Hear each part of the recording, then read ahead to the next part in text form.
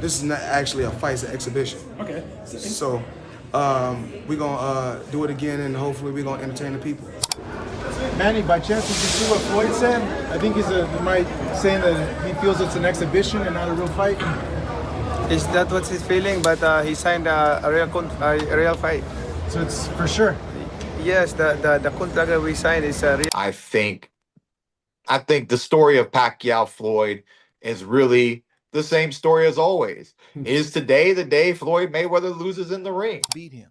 The problem with being 49 years of age is sometimes your brain can see things and tell you things that your body's not in agreement with. That's the problem with age. Your brain is still saying, I'm him. Your brain is still saying, man, I'm Manny Mayweather. Man, these youngsters can't deal with me. But your body is saying, brother, we can't do it like. He's hedging. He's trying to protect zero at the final hour. The most expensive rematch in boxing history is currently hanging by a legal thread. The insight here is found in the sudden shift. In Floyd's tone for months, the narrative pushed by was that the contract was signed for a legitimate, sanctioned professional fight, the first ever at the Las Vegas Sphere. Yeah, and I'm curious, how difficult was it to get this to be a pro bout? I think sometimes in boxing, right, we have the exhibition thing. This is a pro fight, right? This is a pro fight. Yeah. This is a pro fight. This would have never happened on an exhibition. It would have never happened. Manny would never want to do an exhibition. That's just a no-no when it comes to Floyd, right? It's either a pro fight or it's nothing. But as the reality of a 47-year-old vicious. If you're getting in the ring with Floyd, there's two things I know. Number one, you have to be vicious. You have to be vicious. And number two, which comes along with that vicious, that tenacious attitude, is I don't give a damn about you. And nobody's been able to do that with Manny Pacquiao looms closer. Floyd appears to be hedging his bets. By labeling it an exhibition, Floyd effectively removes the risk of 50-1 from the record books. If he loses an exhibition, the money brand remains intact. If he loses a pro fight, the myth of invincibility dies forever. According to Mather, there were never any talks of an exhibition from the start of negotiations in August. This puts Floyd in a dangerous legal corner. Either he honors the pro status and risks his legacy, or he faces a massive breach of contract lawsuit from the very people funding his $50 million+ guaranteed purse. Yeah, let's talk about the purses. Can you share how much Manny and Floyd are making? I can't share the exact number.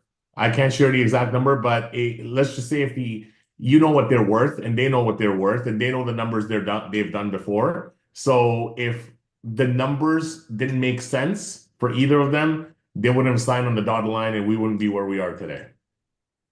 Okay, I'll ask one more. Over or under 50 million each? Over. Okay.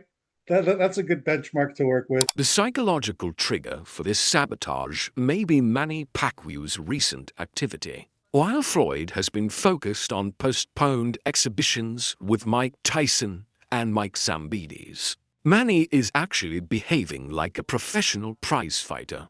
Joseph Brown noted that Manny used the Mario Barrios fight to shake off the ring rust, proving he can still go 12 rounds at a high level. Well, I think Manny's going to try and make a lot of adjustments. And I think even though he's older, I think he's actually going to be good at it, considering the fact that he was able to kind of break the ring rust fight in Barrios. And I guess he's about to fight another exhibition before that too. So I think fighting Barrios gave him that chance to really shake off the ring rust. For Floyd, watching a refreshed Pacquiao train for a real fight while he himself has been in exhibition mode is a terrifying technical disadvantage. Sean Porter reminds us that nobody fights like Manny, and this tune-up against the Siberian Rocky is designed to sharpen the very bricks for hands that Floyd is now trying to avoid in a sanctioned environment. Pacquiao isn't just training. He is hunting for the dub he didn't get in 2015. Floyd. To me, I can explain Manny coming back or fighting Floyd. To me, Manny fighting Floyd is to get the dub that I didn't get because I had some things going on, and I'm going to make sure that I'm 100% this time. The self-charity angle has taken on a new dimension with today's news. It's no longer just about the money. It's about the charity Floyd is trying to give to his own record. I mean, it's not an exhibition, it's not for charity, it's for self-charity, it's for their pockets. Andre Ward remains the moral compass of this investigation, noting that boxing is so deeply tied to identity that Floyd cannot fathom a world where he is 50-1. The sabotage of the contract is, in reality, the desperate act of a man trying to keep his ghost of 50-0 alive. Technically, the exhibition tag would also change the equipment and rules. As Josh Mather previously confirmed, the pro contract calls for 8 ounces gloves and a 12-round limit. How many rounds is the fight? What weight will it be contested at? What ounce gloves will be used? Can you share some details there? So 10 to 12 rounds, 8-ounce gloves. The weight has not been confirmed yet. Okay, we're still waiting on Floyd's side for this one, but it'll be we're hoping around 147 is what Manny wants. In an exhibition, the gloves get bigger, the rounds get shorter, and the danger that Andre Ward spoke of, the clean shot. That equalizes age is effectively neutralized. By pushing for an exhibition, Floyd is trying to strip Manny of his primary weapon, the ability to end the night with one punch.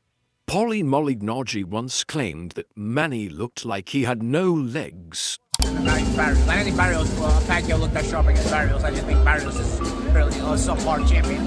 But I think Pacquiao looked like he had no legs in the fight. I feel like I still got legs to a degree. I feel like I still got reflex and speed and rhythm to a degree. We'll see. But the Mayweather camp's sudden backtrack suggests they might see something different on the training tapes. If Manny's legs are back, Floyd's slicker than grease defense, Otis Pimpleton's 1655, becomes a lot harder to maintain for 36 minutes. Right. Do you think the Barrios fight won't resemble the type of version a Manny will get in the rematch? No, the Barrios fighters are not. You can't even relate that to what it'd be like fighting a Floyd. Mm-hmm. I mean, you got Floyd is slicker than grease. Mm-hmm. I mean, Floyd is smooth. I mean, but Manny, we don't know what kind of wear and tear is on his body, taking the time off. Are you in it for the long haul? We don't know. I mean, I look forward to the fight, and Floyd probably beat him easier than he did the first time. The contract war is a signal that the Mayweather camp has identified a biological threat that they aren't ready to face without a safety net. The involvement of Netflix adds a corporate layer to this sabotage. Netflix didn't sign up for a sparring session. They signed up for a historic, record-breaking professional event at the Sphere. If Floyd insists on an exhibition, he isn't just fighting Manny. He is fighting the legal departments of a trillion-dollar tech giant and the MSG company. Sergio Mora has pointed out that while Floyd needs the money, his ego is his greatest expense. The sabotage we are seeing today is the ego trying to find a way to get the $50 million without the 50-1 risk. It's a heist in the truest sense of the word. Floyd wants the payout of a fight of the century with the safety of a night of exhibition. The final verdict for Fight Insight is clear.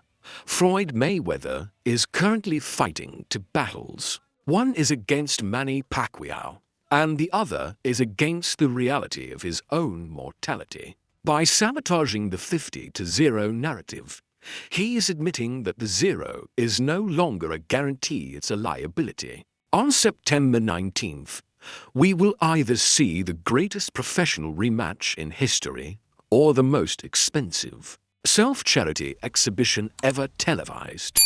The contract war has just begun. Subscribe for more insights.